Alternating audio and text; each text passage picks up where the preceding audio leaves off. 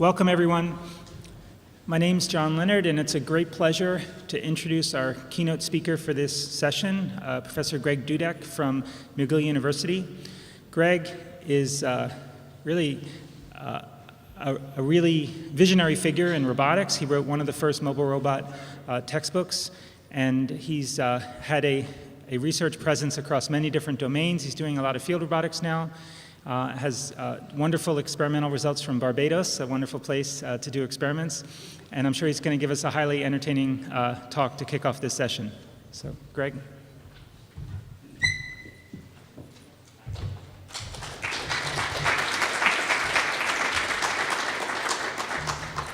Well, it's great to be here. I'm going to talk give you a somewhat retrospective talk about some of the work we've been doing, really building up to doing human interaction in the water. And I think human interaction in the marine world seems like a little bit of a weird idea in general, because many people doing marine environments are working very deep or in sort of places where that wouldn't work. And so I think one of the ideas that I'd like to get across at the beginning is just to motivate that. This is wonderfully flashy, isn't it? And I think the issue is that really human beings know what needs to be seen in the marine environment. We've worked with a diversity of biologists, and we want to be able to exploit their knowledge and help them. And so this is sort of a summary of a roughly 10-year journey into marine robotics I took with one of my colleagues. Let me start off by just putting partial acknowledgments up on the front. As we all know the students kind of do all the work. Mike Jenkins here in the audience has been along on this ride from the very beginning, and I wanted to mention him and call out some of the other colleagues that have been involved in this work, and some of their work will show up in the slides. I don't suppose we can do anything about that flashing, can we? It wasn't doing it earlier. All right. So when we started, what we really wanted to get into was building a small assistive device, not assistive in the sense of a wheelchair, but a thing that a biologist could use to help them do experiments, much like that person who's swimming on the reef at the bottom. We worked with a few great biologists, including Catherine Turgeon and Don Kramer, who I should have acknowledged. And their job was to basically swim around coral reefs, taking large amounts of data on these reefs and trying to understand what's going on in the reef environment. And at the time we got into it, most of the vehicles that we were able to acquire were these kind of big things made for large-scale missions, hundreds or thousands of meters under the sea. And so our goal was to build something different that would allow us to work at a rather different scale. And I think for me at McGill, setting out to do marine robotics was a bit of a grandiose vision, kind of like fighting dinosaurs and climbing mountains. But it actually had a number of very nice spin-offs, partly because the things you do for marine robotics transfer very well to other kinds of environments. Let me just make a quick pitch to the already converted for the marine environment. Just in case there's somebody here who doesn't already drink that marine Kool-Aid.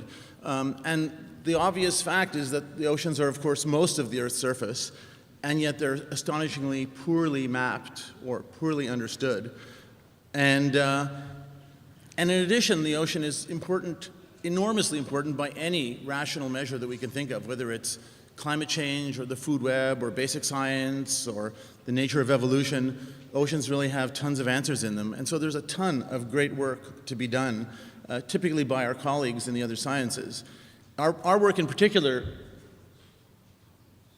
I'm going to try. Change the resolution. All right, again. 1024. Must have changed when it went to sleep. I'm at 1024 by 768 at 60 hertz on the display.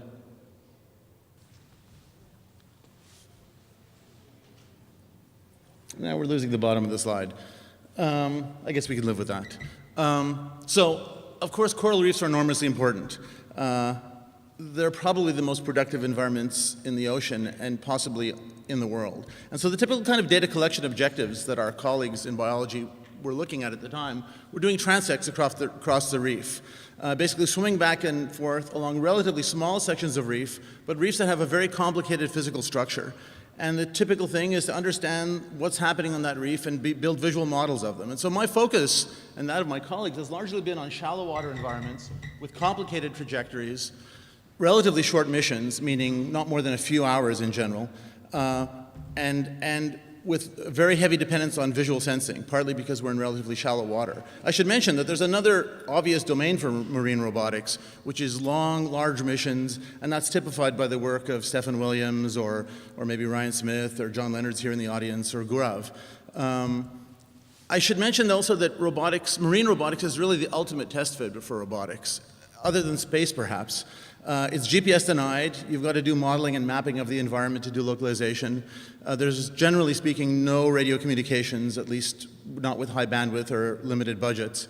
And so there's a tremendous need for autonomy, or at least shared control with the human in the loop, which is where we went with that.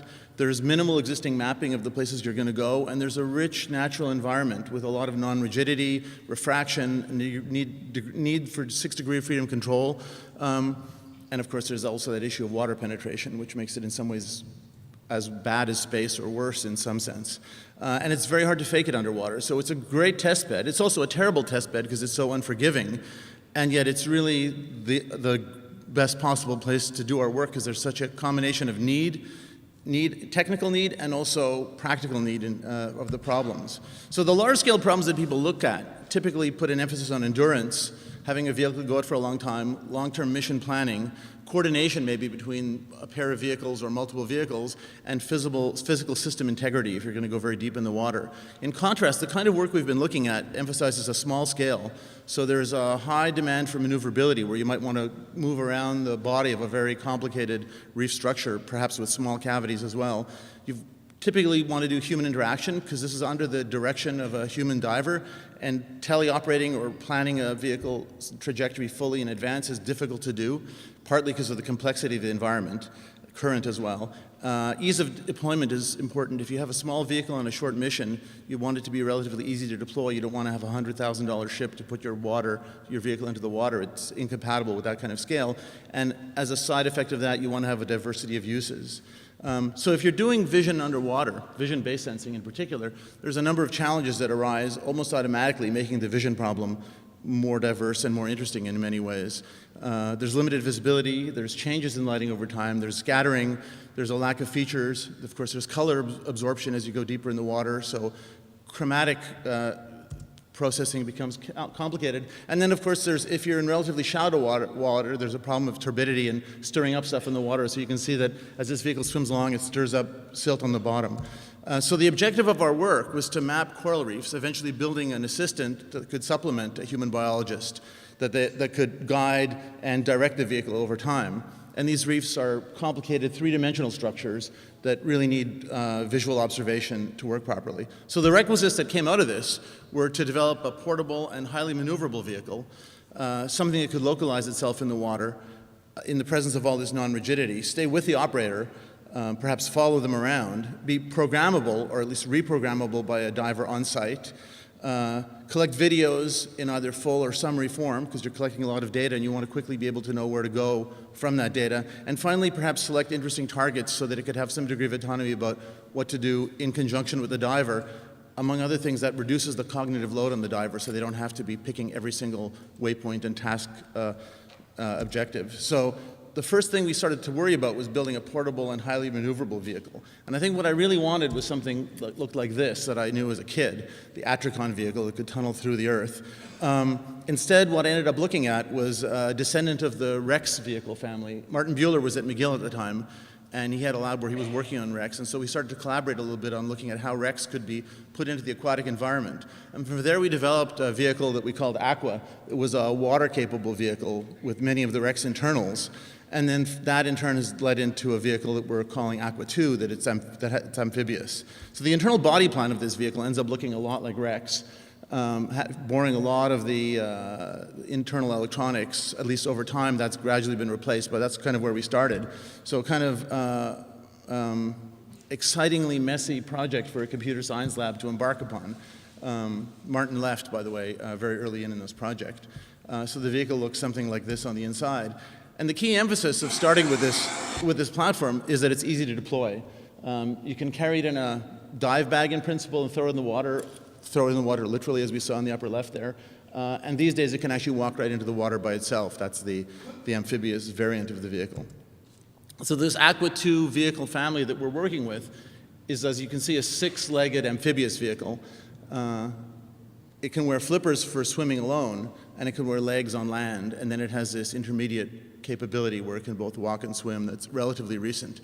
It's vision guided and power autonomous, and it goes to about 130 feet only, which is relatively shallow by marine standards, but it's just right if you want to work with a human diver. In fact, if you want to work with a human diver who's a graduate student, you probably don't want to go quite that deep, because either the vehicle or the student is going to have trouble coming back. Let's put it this way. We'd like the students to be able to go deep enough to bring the vehicle back. If the converse would never happen. And so one of the problems we've dealt with is doing diver tracking, for example, having the vehicle able to track the diver. That's kind of the beginning of the road. And so that was work that was largely done by Junaid Sattar, who's at Clarkson now. And he used a combination of trackers to make the whole thing hang together. In that environment, because of the changes in lighting, turbidity, all these different factors combined together, as you might guess, no single mechanism for doing tracking really seemed to be appropriate to guarantee a sufficiently robust behavior. Again, because the cost of failures is very high.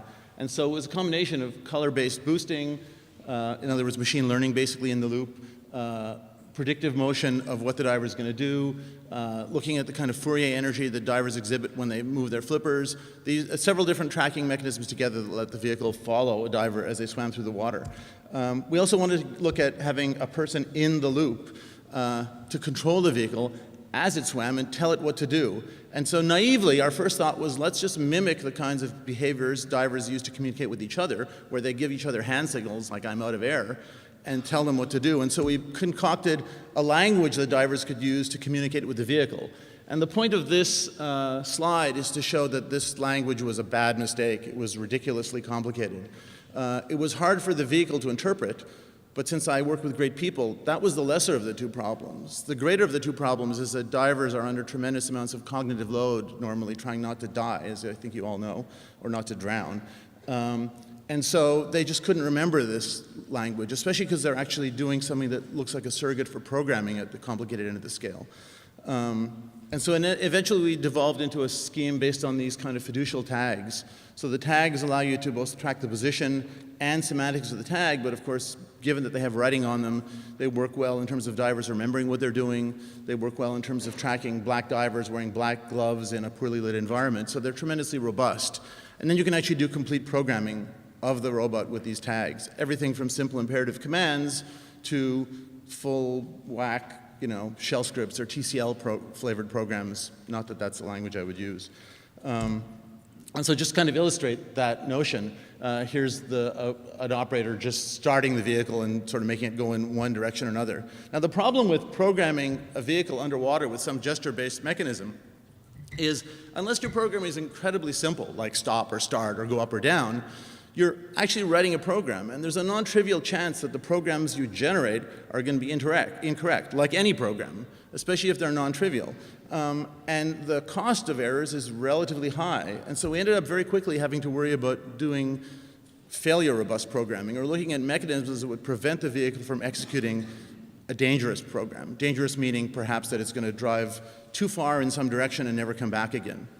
And so we ended up looking at a mechanism where we do interpretation of the gesture language to build a program, but then we do an assessment of the cost of that program, and that's the box on the far right-hand side, essentially simulating the program and looking at how difficult the program is to execute and what the consequences of its execution were.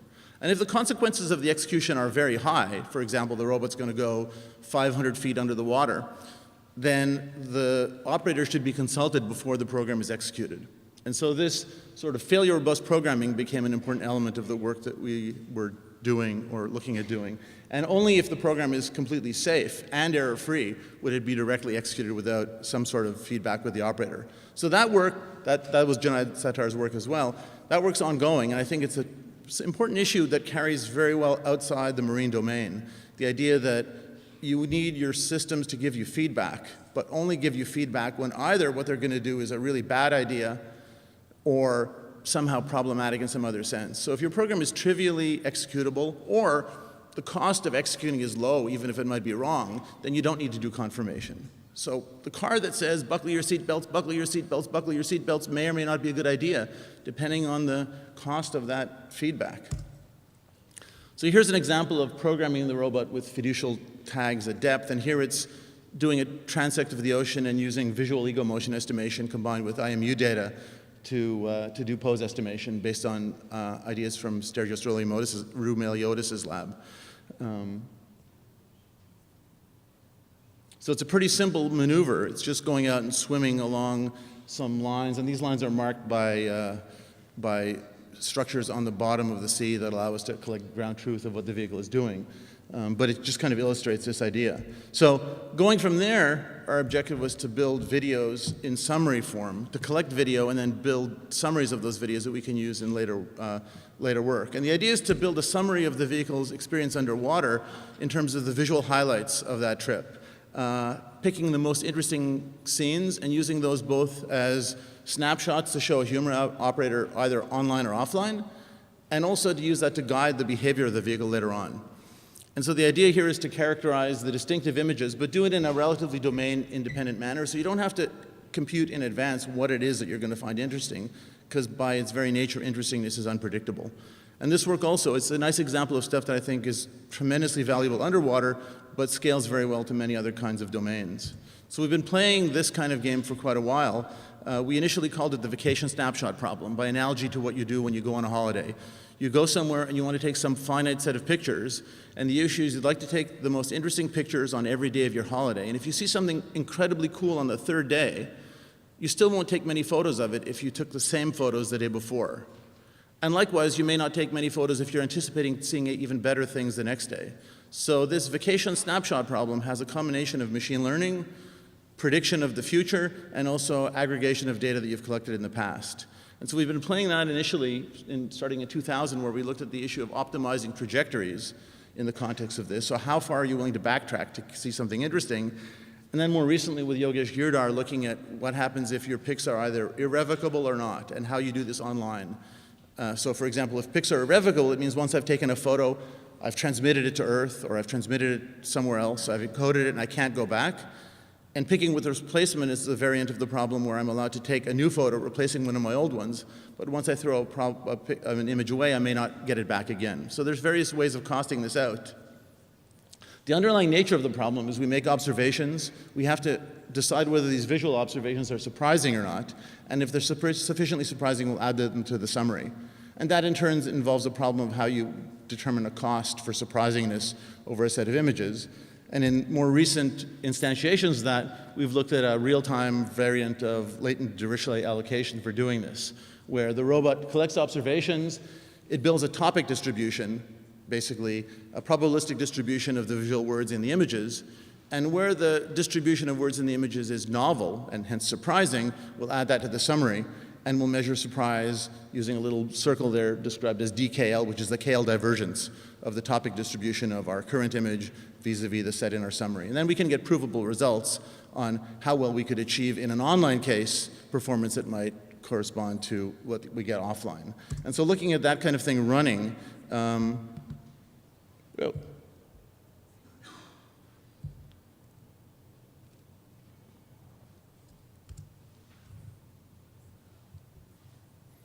we're seeing this algorithm running in real time, and this is kind of the end result of a long sequence. So we have vision data coming on the upper right. We have topic distributions computed over visual words in the lower right. And then we have the most interesting 6 frames of this video computed using real-time LDA shown in this summary. So that's the nature of the distribution we'd like to see. And in this case, over the small reef, this is a relatively good result in the sense that we've captured the different types of coral as well as some of the dead structures that characterize the reef. So you'd like to go on further and do real-time analysis of these images and actually try to characterize or recognize some of the structures in them. This is not one of the things that our own group is doing, but I think Stephen Williams, for example, has made very nice progress on actually classifying some of the kinds of images you get from this kind of summarization.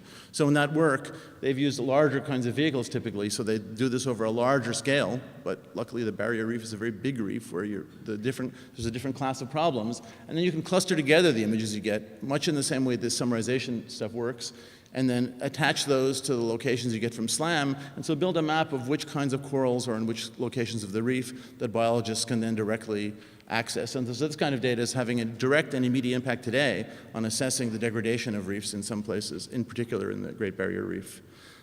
So the last step that I'd like to mention is how then we can use this notion of interestingness to select where to observe. And I hope that's a kind of natural step. Once you know there's something interesting, deciding to go and look at that interesting thing is kind of a straightforward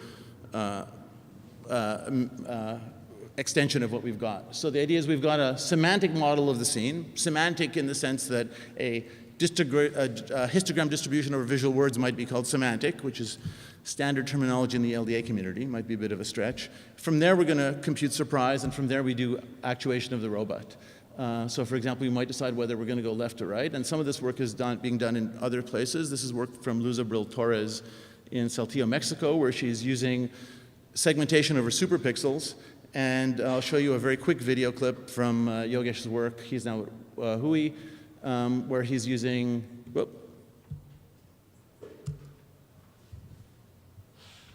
where he's driving the vehicle over the scene. Last teaser, this is upcoming work. We're learning gates for the vehicle now from scratch. All the gates for our vehicle have been hand-coded and hand-tuned, and these days we're learning them using reinforcement learning mechanisms to get even better behavior. I should stop there. Let me mention that it's been a fruitful adventure. There's been a lot of progress with respect to initial challenges, not just for us, but for the whole community. But I think despite all this progress, as I think many of the people in this room know, there's a huge number of challenges in the marine domain and a ton of work left to be done.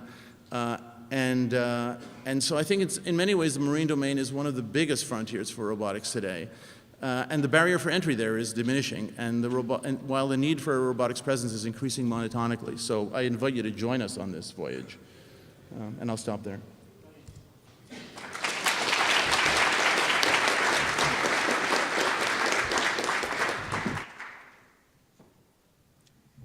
Good morning, my name is Ryan Smith. I'm going to talk about predicting the speed of a wave glider autonomous vehicle today. The wave glider is a persistent monitoring robot that's come out in the last couple of years. It's made of a two-body system, and it locomotes through the ocean using wave energy.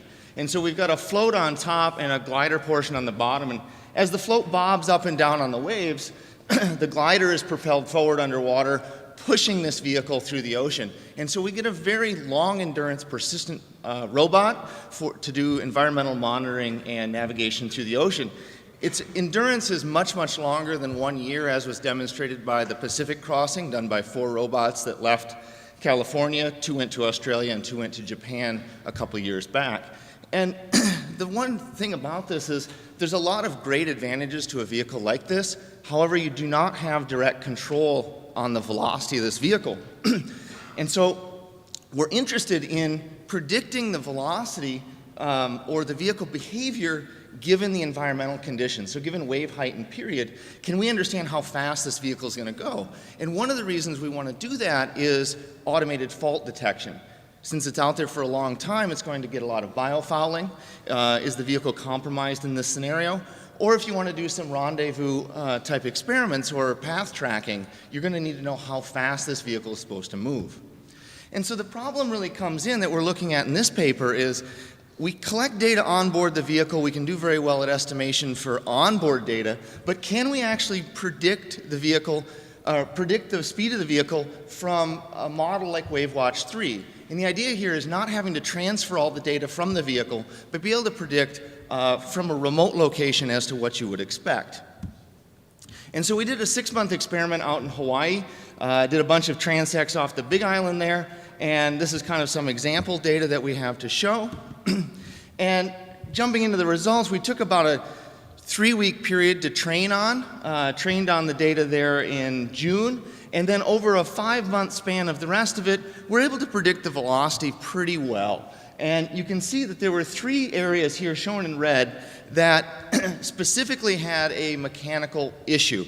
We had a twist in the tether or some biofouling was occurring kind of late in the experiment. And you can definitely see the difference between the observed and predicted speed. So an automated fault detection from a predicted model such as WaveWatch 3 gives a very reliable estimate of when we might have these faults occur. And so what we're going to talk about after lunch in the poster session is just some of the challenges we face in this, little lessons learned, and when you get into doing trajectory tracking, fault detection, and things like that, we're going to talk a little bit about how we do that in the field. Thank you for your time. I look forward to seeing you after lunch.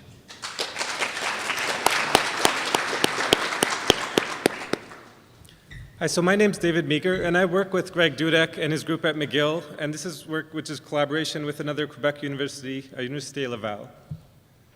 So in this work, we're motivated by scenarios such as the one I'm showing in this video, where the aqua robot's swimming, and out of the blue, maybe a school of fish passes above and to the side of this robot.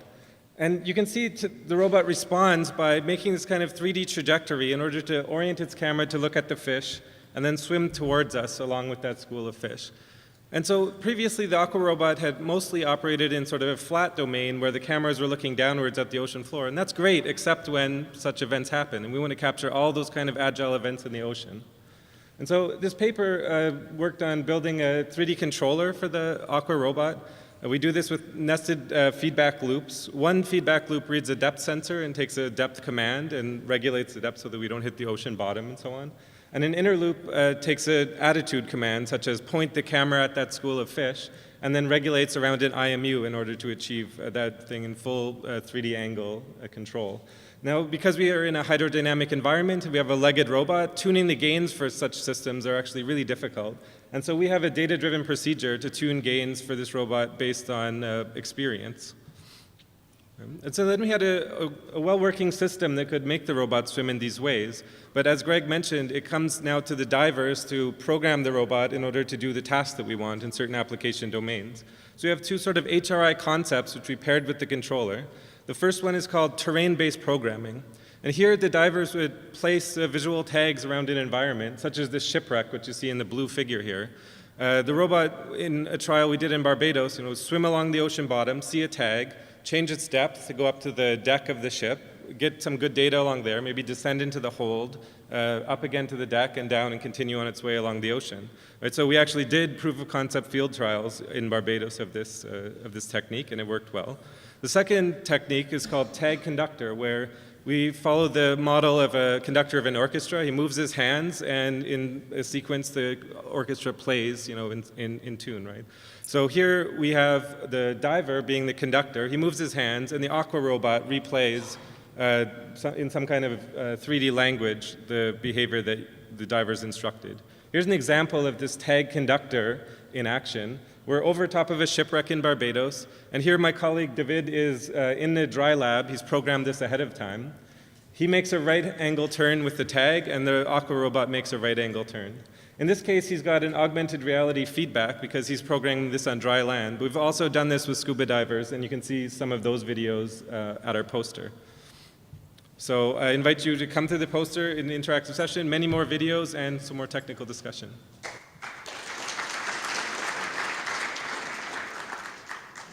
Hi, I'm Sampriti, and I'm a PhD candidate at MIT working with Professor Hari Asada on ROVs for underwater structures inspection. Two examples I would first like to bring up in context of inspection underwater is a boiling water reactor vessel, which is a fairly complex geometry and a cluttered environment, and a tethered robot is unsuitable to operate in such environment because they're prone to snagging. Another challenge is visual inspection is not enough. I'm sorry.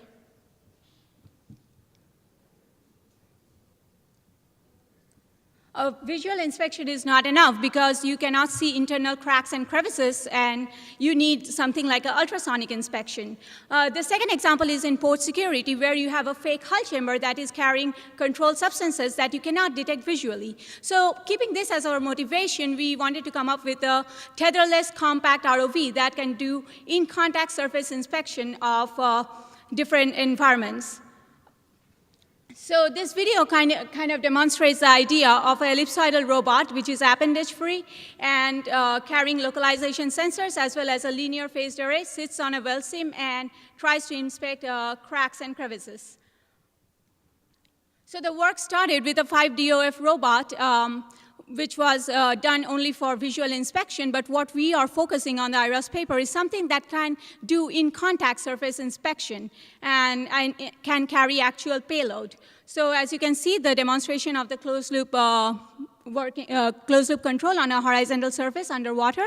And the key challenges on operating a robot underwater on a surface is that there's hydrodynamic moments and friction moments which are totally undesirable.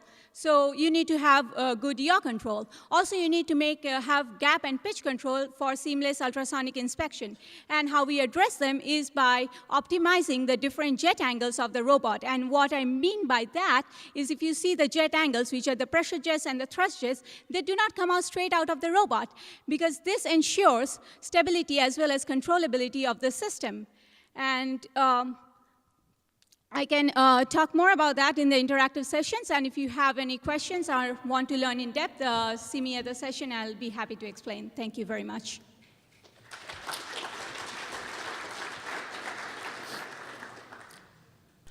Hello everyone, my name is Jung-Woo Kang and I'm a PhD candidate at KAIST in Korea.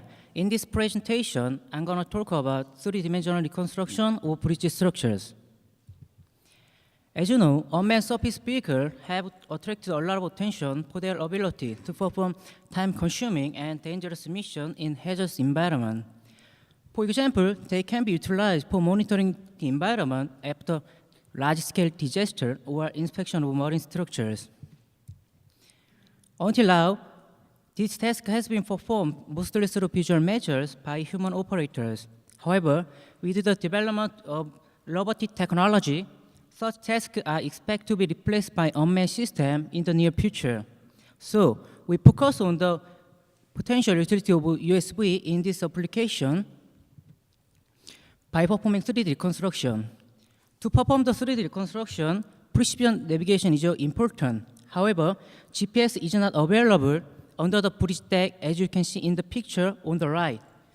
In here, the red dot shows the GPS signals. Therefore, we localize the vehicle's position relative to bridge piers. In this study, we don't use GPS and DVR and only use inertial sensors and a LiDAR for navigation.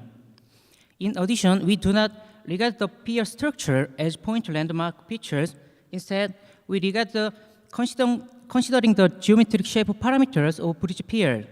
This enables high-precision navigation for accurate 3D construction. The proposed algorithm consists of two parts, navigation and 3D construction. In the navigation part, also called parameterized SLAM in our research, the forward-looking LiDAR detects bridge piers and finds the relative position of the vehicle with respect to the bridge piers. This information is registered into an online filter system with a map structure for SLAM operation. In particular, our approach parameterizes the cross-section of the bridge geometry, and these parameters are registered into an online filter structure and estimated simultaneously as shown in this animation. In the 3D reconstruction part, the upward-looking LiDAR gathers volumetric point cloud of structure, and a color-coded 3D visual map is created by combining the LiDAR and camera measurement. Thank you for your listening. If there are any questions, I'd love to talk more in the interactive section. Thank you.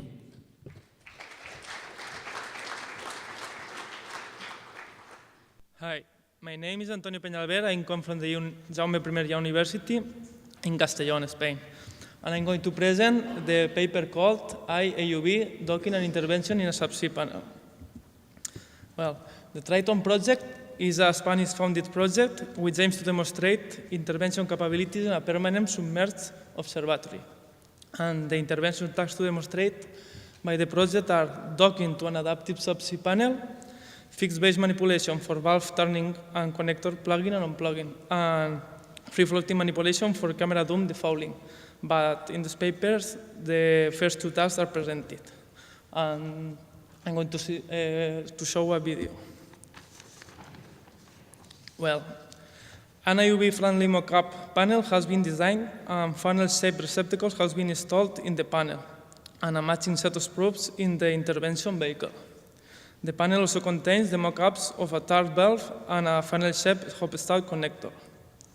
The panel is detected by a vision-based algorithm that compares the images gathered by the vehicle's front camera against an a priori node template of the panel. Okay.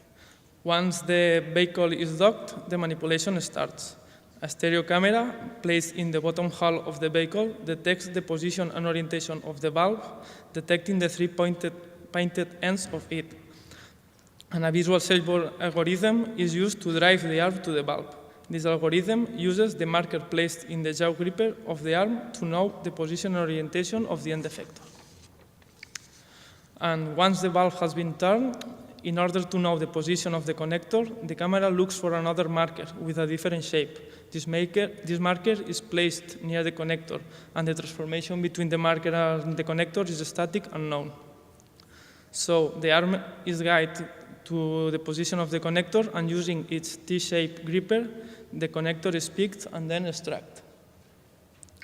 In that moment, an undocking, followed by another docking, is performed. That is done to demonstrate that even though the position of the vehicle after the docking is not always the same, the system is able to plug the connector again. So after the docking,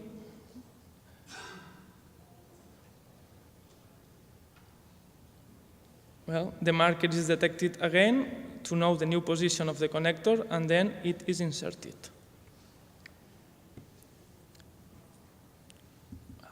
That's all. Thank you for your attention.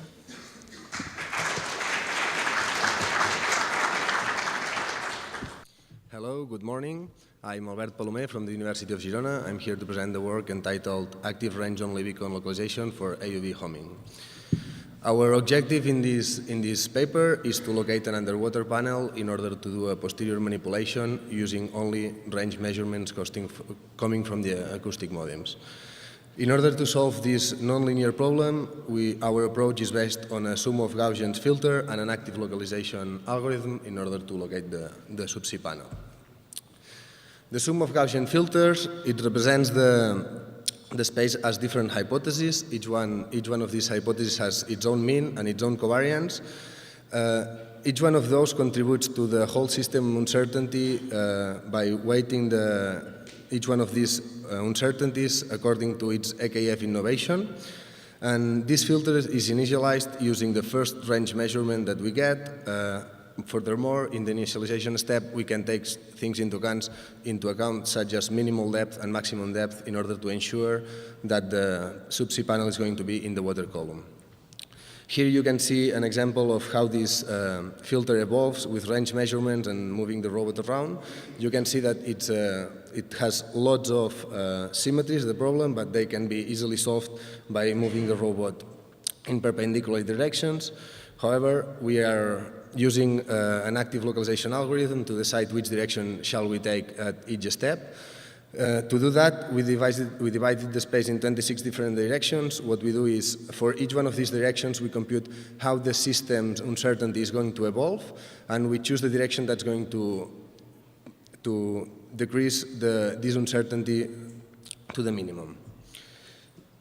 This has been tested both in simulation and in reality. Here on the bottom right part, you can see a video. Right now is the simulation. You can see the symmetries that I was talking about, that they have been solving. This is still operated.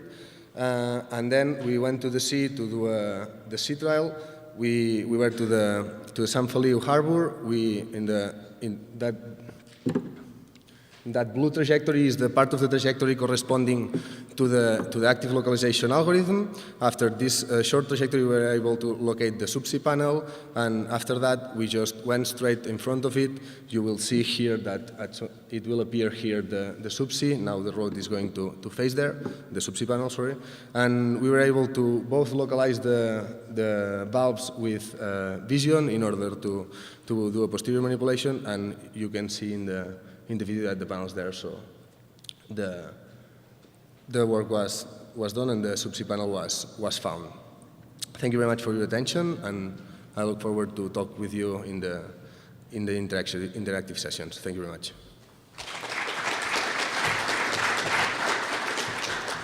Hello, my name is Julian Song. I'm from University of Florida. Today I'm going to talk about autonomous underwater vehicle localization in a vector field. And as a prerequisite of most AUV applications, underwater localization is very difficult due to a lot of known problems. And recently, the progress in ocean general circulation models have made it possible so that it can generate the forecast of the ocean current for up to 6 days with the spatial resolution smaller than 3 kilometers and the temporal resolution smaller than 3 hours. So we are thinking about if we can use these ocean predictions to solve the underwater localization problems. And the general idea is that before the deployment of the AUV, we generate a series of ocean current velocity product maps. And we can use these maps to get the AUV to do the localization problem. And as the AUV navigates, it measures the local flow velocity and compares its velocity with the prediction and try to use this comparison to estimate its global path in the task. And we are using a particle filter to track these hypotheses of the AUV positions. Sorry. And we first test this proposed method in the time-dependent double gyro flow field. As you can see, the localization error of the AUV converges under 3 different evaluation schemes, which are the weighted mean, the best particle, and the robust mean. But in actual applications, the background flow is never this simple, it's more complicated. And the ocean models can only give you a spatial and temporal statistical average. So we added in some small local flow phenomena that cannot be modeled by these ocean models. So in this case, the localization error still converges, but with a smaller converging rate. So this indicates that even with the partial information of the background flow, the global persistent localization can still be achieved. And I would like to talk about it more during the interactive section. Thank you very much.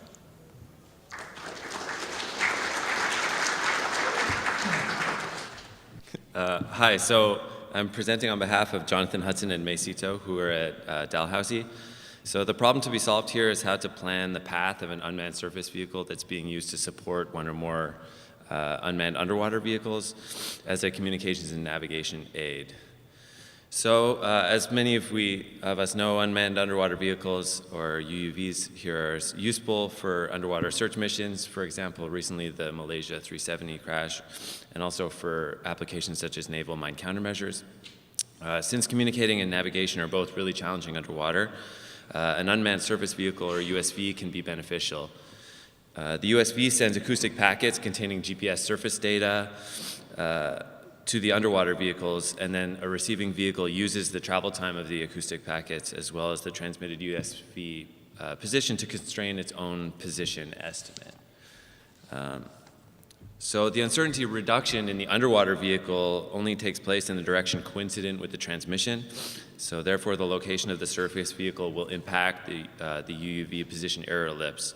For example, in the figure shown here, in the bottom right, the reception of an acoustic packet reduces the error from the blue ellipse to the green ellipse, and now it would be preferable to have the subsequent transmission from the USV come in the direction of the major axis of the green ellipse. So the objective of this work is to plan the path of the USV to maximize the uncertainty reduction for the UUV and also maintain within comms range of every UUV in the team. This is formulated as an optimization over a surface vehicle heading. So we assume that the surface vehicle travels at a constant speed and makes new heading decisions on an interval and evaluates a discretized subset of possible headings. And then the next location of the surface craft is evaluated in terms of the uncertainty reduction that will be induced. In addition, as I mentioned, you need to ensure that the vehicle stays within comms range, and this can be particularly challenging if the underwater vehicles are altitude keeping, in which case their depth would be variable from the surface. So we have some simulation results shown here on the left and some real results on the right. The lawnmower patterns are the underwater vehicle survey, and the squiggly either brown or red lines are the surface vehicle paths. So this was tested really extensively in the field. These are just a small subset of the test results, but the take-home message from these graphs is that the location of the survey vehicles from the surface craft is bounded, and also the location uncertainty of the survey vehicles is bounded as a result of the communications from the surface craft. Thank you so much.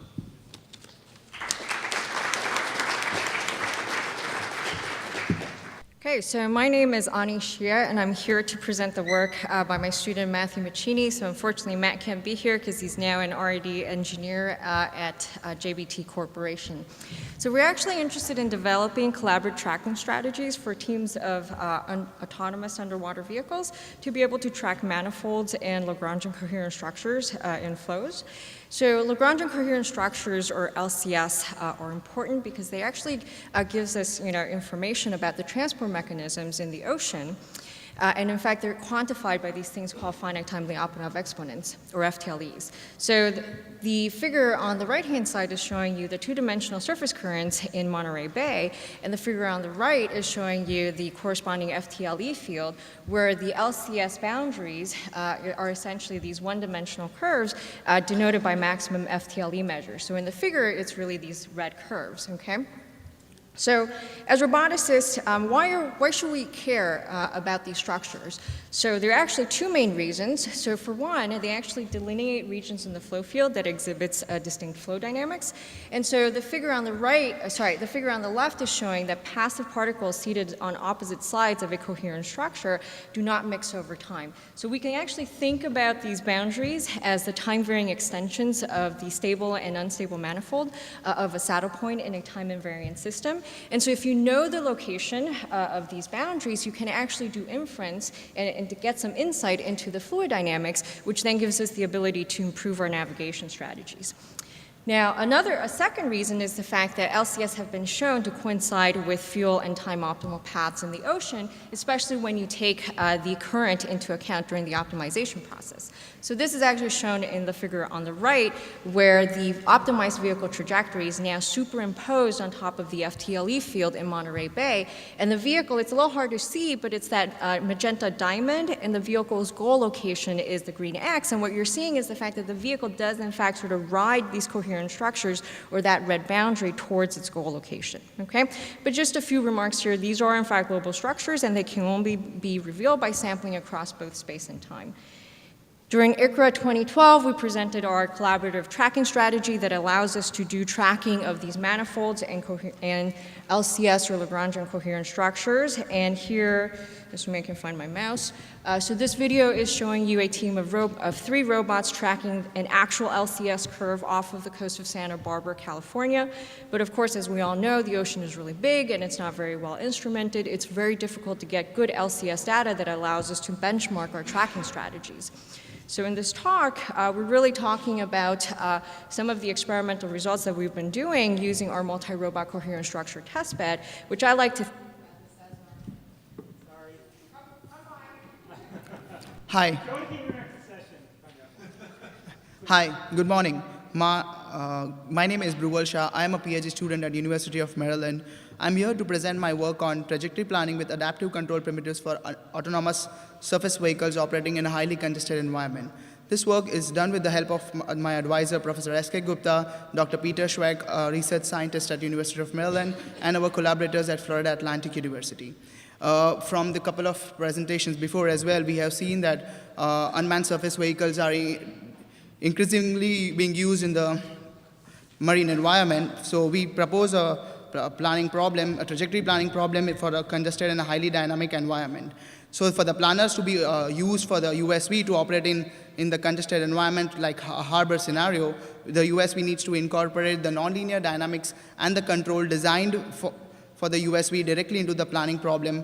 We also need to incorporate the intentions of the civilian vessels operating into the harbor scenario, as well as we need to incorporate the cold regs rules, which is designed for the marine vessels. So we come up with a planner named ARCAP, which is an adaptive risk and contingency aware trajectory planner. It's a lattice-based global planner which plans or searches for the trajectory in a 5 dimensions, that is X, Y, orientation, velocity, and time. We also incorporate the reciprocal behavior of the civilian traffic into the planning itself. This helps us to plan the trajectories which will take the response of the other vessels into the environment. We also integrate the contingencies action of the USV into the planning, which will further reduce the collision rate, which caused due to any imminent collision caused due to the undesirable behavior of the other civilian vessels. Later on, we all know that to plan in 5-dimensional for a global trajectory is highly computationally expensive, so we developed an adaptive scaling algorithm which will speed up the surge. The adaptive scaling algorithm provides an enhancement of around 500% in the computational efficiency, which helps us to plan in real time, which caters to the congestion of the scene. Later, we reduce the collision rate by 61 to 87% depending upon the type of the congestion of the scenario as compared to the current state-of-the-art Codex compliant velocity-based planner, and we also reduce the distance traveled by additional 2.6 to 4% and using a global optimal paths. Thank you for your attention. Hope to see you all at the interactive session where I can give you more details regarding my planner and I can get a helpful feedback from your side. Thank you. Hi, my name is Simon Kalouche, and today I'll be presenting an inchworm-style gecko-adhesive climbing robot. This research was funded by the Jet Propulsion Laboratory and conducted in part at The Ohio State University. Here I present Acrobat, a gecko-adhesive enabled robot capable of climbing surfaces of any gravitational orientation or operating in full zero gravity. Acrobat is being developed as a prototype for inspection applications aboard the International Space Stations in areas that are currently inaccessible to astronauts. Areas that go unserviced or uninspected pose a potential risk to the longevity of the vehicle. Acrobat uses a synthetic space-grade adhesive that is directionally controllable, meaning that it can be turned on or off by the application of a shear force to the gecko layer. As you can see in the image on the lower right, if you apply a shear force to the gecko layer, the compliant microfibular wedges bend, effectively increasing the real area of contact between your gecko layer and the climbing surface. Because van der Waals forces are directly proportional to the real area of contact between two surfaces, as you increase your real area of contact, you increase your net van der Waals force, and this is what allows both the gecko and this robot to adhere to and climb to walls. Acrobat utilizes two gecko adhesive modules. Each module, the adhesive modules are oriented in an inchworm style configuration. Each module is composed of two gecko adhesive pads that are aligned in opposition and coupled by an extension spring. This configuration allows for an omnidirectional anchoring system that can create adhesion regardless of the robot's orientation with respect to gravity. This is advantageous over previous climbing robots that use gecko adhesives because previous robots use gravity to load the gecko pads, and in that configuration the robot can only climb vertical surfaces, or using a different style of microfibular wedges which have mushroom tips which require relatively large preload and pull-off forces which are not ideal for space applications. Here's a picture of Acrobat's internal kinematics showing how the inchworm locomotion is achieved and how turning one module relative to the other is used by a geared servo motor. This is a sequence showing how Acrobat can execute plane-to-plane transitions using a kinematically synthesized 4-bar linkage that passes the gecko pads through 3 task positions which enable this type of maneuver. Here's a video of preliminary climbing in Earth gravity on a vertical surface of Acrobat. So the robot extends its upper module, adheres that module to the surface, then detaches its lower module. Good morning, everyone. I'm Guillaume Sabiron, and I'm a PhD student at ONERA. I also work with the CNRS, European Space Agency, and Airbus Defence and Space. So one of the main challenges in robotics today is to cope with 2 different kinds of constraints. First one, that we want more autonomy for the robots, and at the same time we have increased constraints in terms of weight, cost, and consumptions. And one way to deal with both of these constraints is to take inspiration from nature. That's what we've done when we developed some optic flow sensors based on only 6 pixels that we applied to different kinds of robots. And we wanted to go one step further, and we get interested in lunar landing applications, which have a regain of interest in several years.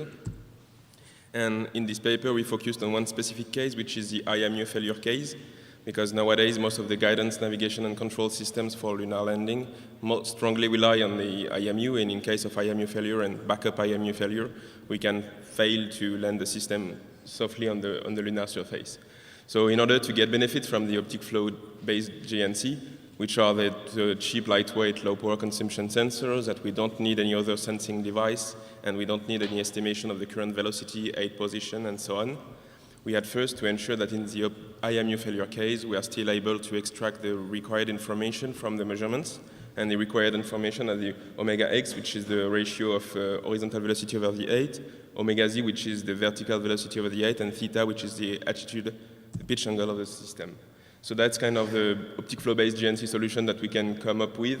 But here we focused on the IMU failure. So as I said, if we lose the IMU, we're still able to estimate omega x, omega v, and theta.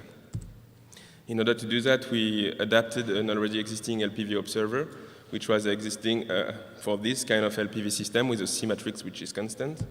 But we had to adapt it to this kind of system which corresponds to the lunar lander linearized around the reference trajectory. But I can give you all the details at the interactive session. And this is the result that we obtained on software in the loop simulations. We used the Pangu software, which allows us to simulate virtual images of the lunar surface. And we made it with the actual code of the sensor. And we can see that the green curves that are the estimates are following quite nicely the ground truth, which is in the blue curve for both omega x, omega v, but also for theta. And we have some raw estimates of the 8 and of the pitch rate, thanks to our system. So thanks for your attention.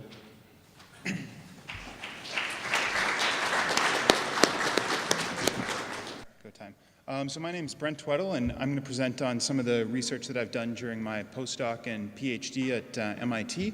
And what we were interested in doing was proxops for unknown and uncooperative objects. If you look at things like satellite servicing, like the DARPA Phoenix program is doing, you want to be able to go up to an object, build a map of it, you have no a priori knowledge, and then be able to go and do your planning and path planning for this type of application. But one of the challenges here is a lot of the objects that we're interested in are spinning and tumbling with some sort of rate that you don't know a priori. So I wanted to go and reformulate the SLAM problem to actually go and not just handle or not fail when objects are spinning, but actually estimate the position, the orientation, the linear and angular velocities, as well as the center of mass and principal axis of inertia and ratios of inertia.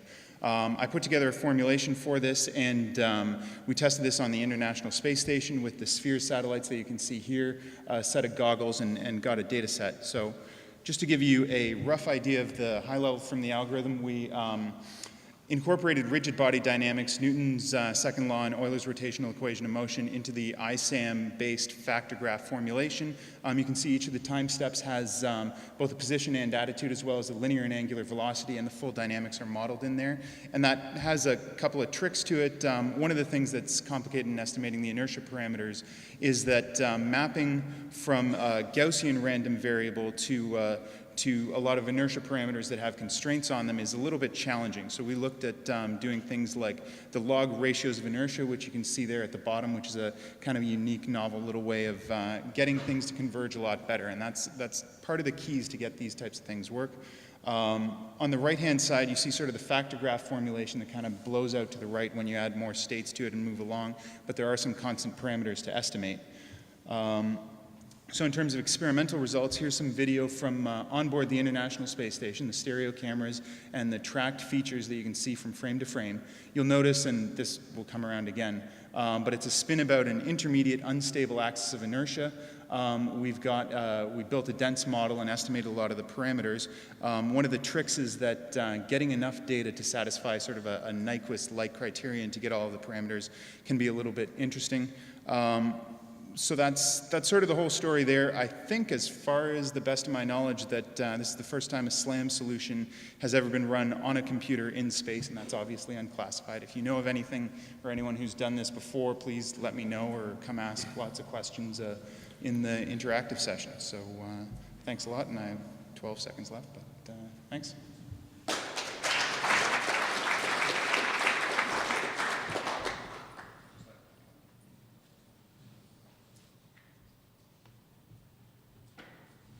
Hi, my name is Dan Helmick from the Jet Propulsion Lab. I'm going to talk today about my paper entitled Small Body Surface Mobility with a Limbed Robot. The motivation for this research is to increase the science return of small body missions to asteroids and comets by enabling mobility and sampling in microgravity. You can see the Rosetta landing site that was selected just yesterday on Comet 67P. And there's clearly lots of interesting science outside of that ellipse, and this research would enable access to that area. So the goals of the project were to develop and demonstrate a robotic system capable of mobility, manipulation, and sampling on small bodies, and to develop a small body testbed capable of simulating the microgravity environment in the laboratory.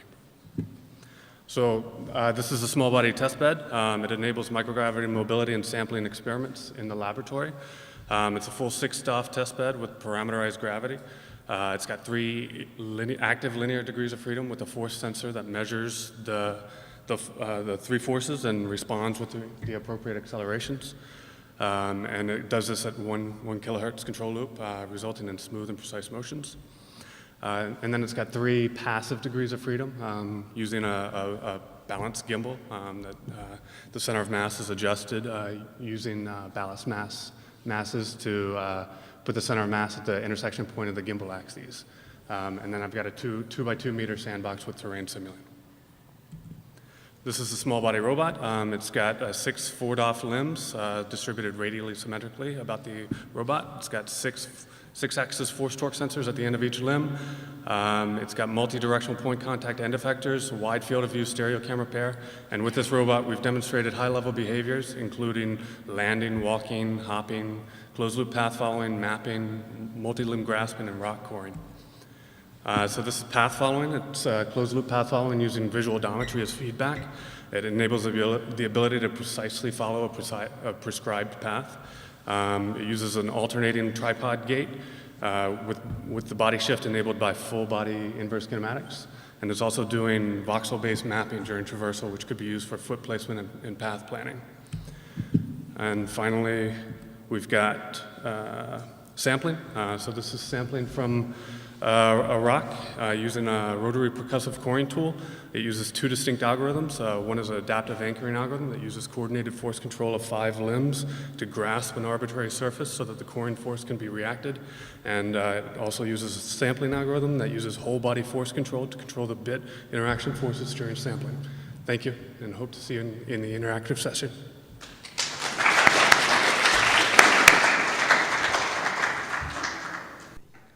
So good morning, ladies and gentlemen. My name is Georgios Raklaitis, and I'm here to present you the work done at the National Technical University of Athens, Greece, with Professor Evangelos Papadopoulos on controller parametric sensitivity of passive object handling in space by robotic servicers.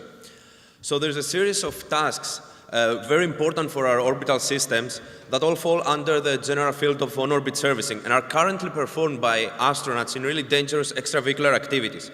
So the idea is to replace some of this with that, mainly for safety reasons, but not only. The task we are most interested in is the handling of already secured passive object, for example, a fuelless or a damaged satellite.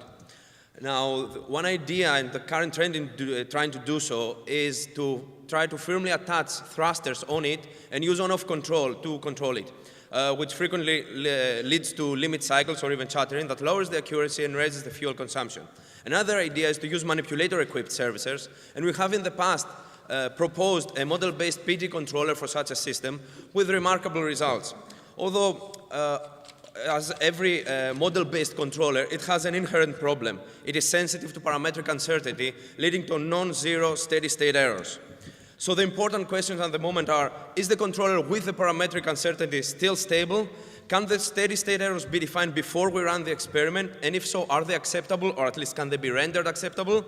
We found out that the answer to all these questions is yes, by using a linearization method under a certain set of assumptions, which are quite logical for this type of experiments and systems.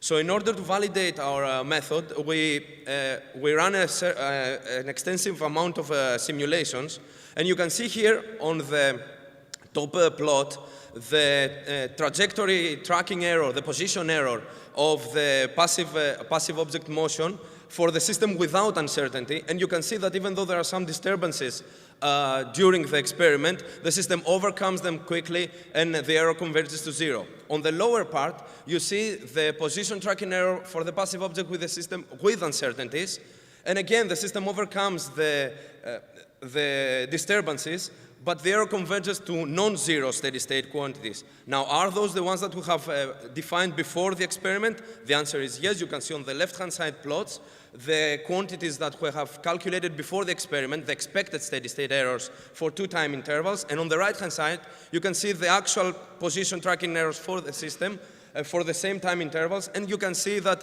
it overcomes the disturbances and quickly converges to those expected values. So thank you very much, and I'll be glad to answer any questions on the interactive session after lunch.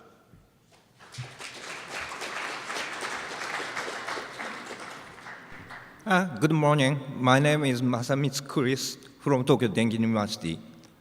I will talk about design one hopping mechanism using permanent magnets for small-scale exploration robots.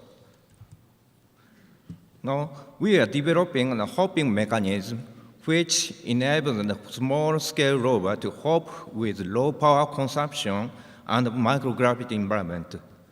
This mechanism uses impact force generated when a movable magnet sticks to a stationary magnet.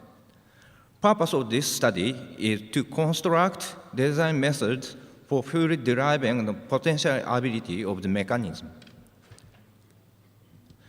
Hopping performance of the mechanism can be estimated by the momentum generated by magnetic force. Introducing non-dimensional parameters for design parameters, such as the length and radius of the magnet, and so on, the momentum can be represented as a function of the radius and non-dimensional parameters. Here, non-dimensional momentum PR is a key function for estimating the hopping performance. This is a relation between the non-dimensional momentum and the non-dimensional parameters. There is a combination of alpha and beta to maximize the PR. Left here is a close-up view of PR around peak points. Right figure is a projection of the peak points on the alpha-beta plane. The peak point moves according to increase in tau L. Assuming that the length of mechanism and the radius of magnet are decided from imposed restrictions on the size of mechanism, first tau L is fixed. Then, from tau L, alpha and beta are determined from the approximate curves, which represent the relation between tau L and alpha and between tau L and beta. Finally, the rest of the design parameters will be determined. Thank you very much. See you afternoon.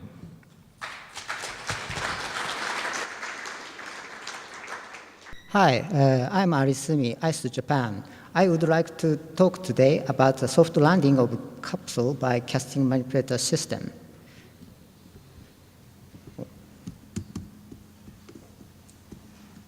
Robots have worked on the flat surface on the moon or a planet, but they have not reached the rigorous mountain, rill, or pit yet. The main reason is that they are still not adaptable to wastelands such as steep slope, sandy, or rocky surface. If they are forced to move there, tumbles or being stuck may be occurred. To overcome this problem, we consider the new method to transport robot to target over the wasteland. We use the casting manipulator that has a flexible wire and capsule. It threw the capsule to target and landed. The mini rover comes out of the capsule and searches there. To realize this motion, we need to discuss how to soft land capsule. We don't use additional device such as airbag systems because it increases waste and cost of the capsule. For the first step, we consider how to reduce the speed of the capsule. Our approach is just to pull capsule by tension of wire. In case of single wire tension, disacceleration is not enough because in most cases, resultant force between the wire tension and the gravity force does not face the opposite direction of speed of capsule. So to cover these shortcomings, we propose to through auxiliary weight as well as capsule and stop the capsule by multiple tension of wire. For the second step, we consider how to absorb impact applied to capsule. We developed the SSB system that can suppress the impulsive force and dissipate kinetic energy of the capsule. This video shows the SSB system reduce the bounce of object. We developed the motion planner and whole system and conducted the experiment of soft landing. Why? Landing impact of the capsule is decreased by 98%. Oh, boy. Why?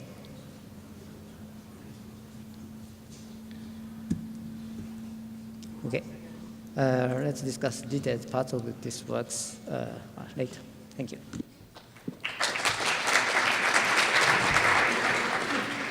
Good afternoon. I'm Peishela from AIST Japan, and I'm going to present my work on position tracking for terrain rovers, which I conducted in the University of Tokyo in collaboration with JAXA.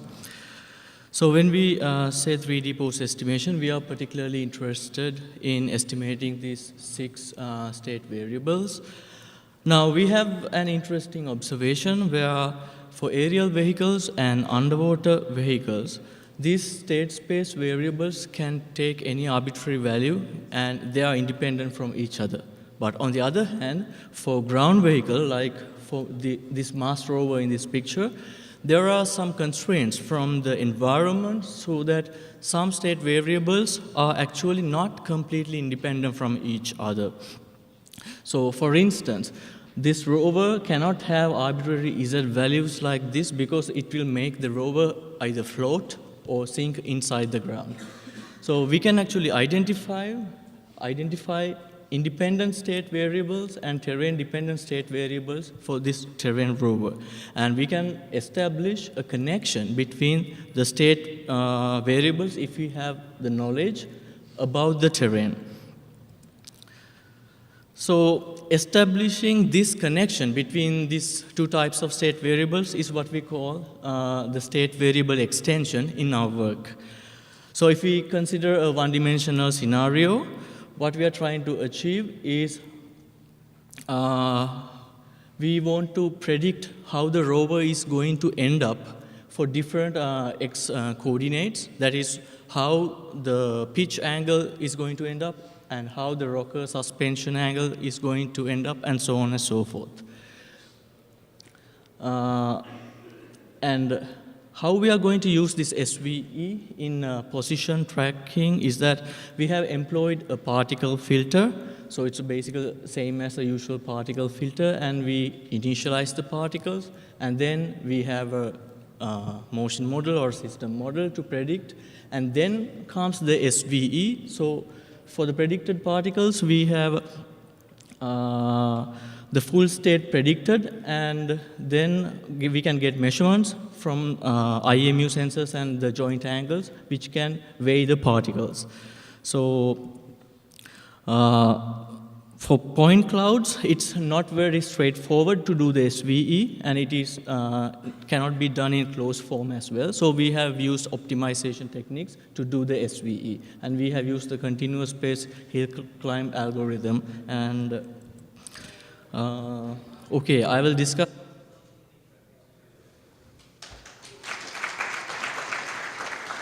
Hello, everybody. My name is Quan from Harbin in the north of China.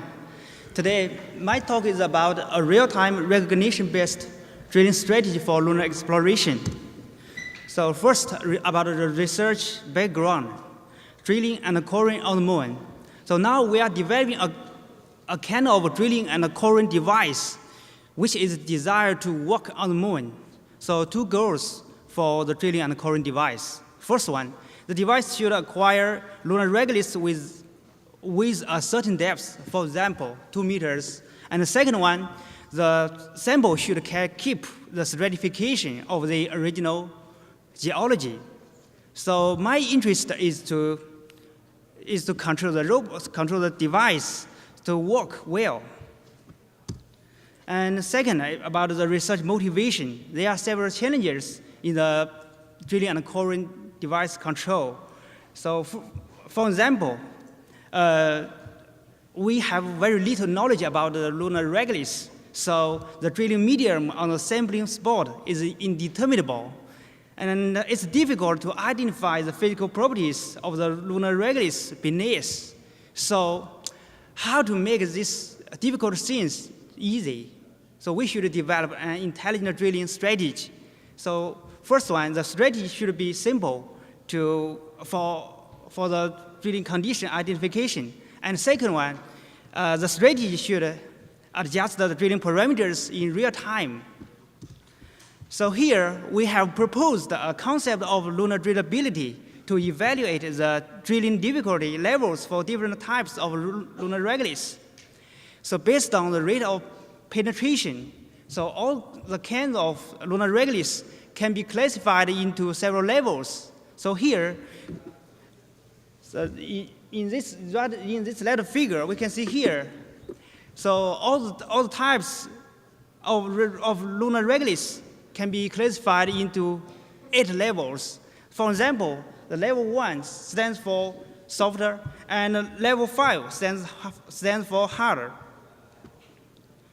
So, and then we developed a closed-loop control algorithm. So you can see here, all the monitoring signals from the drive of the units are sent to the drillability recognition module. The module is used to identify the drillability level. Once this drillability level is identified, the system will adjust the drilling parameters correspondingly. So finally, the experimental results show that this system has very good